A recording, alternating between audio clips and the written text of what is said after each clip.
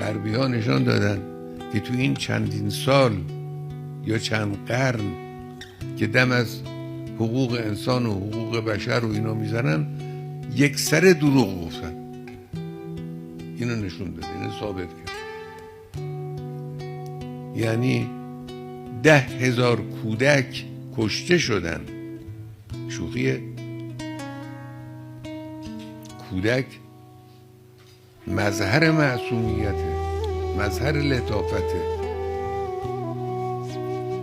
نقطه اساسی است که عواطف انسان رو برمی‌انگیزه. 10,000 از این موجودات معصوم رو اسرائیل با بمب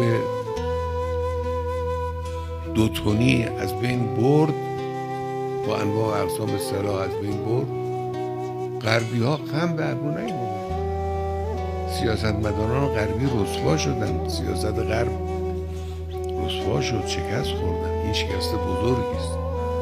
دیگه از تمدن غرب کسی حرف نزنه. تمدن غرب اینه، این تمدن غرب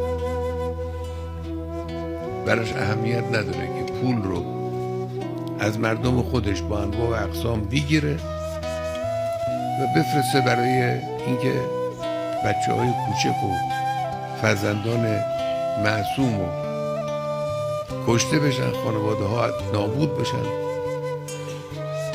10,000 بچه شهید بشن، چندین هزار بچه یتیم بشن. براش اهمیتی نداره. این فرهنگ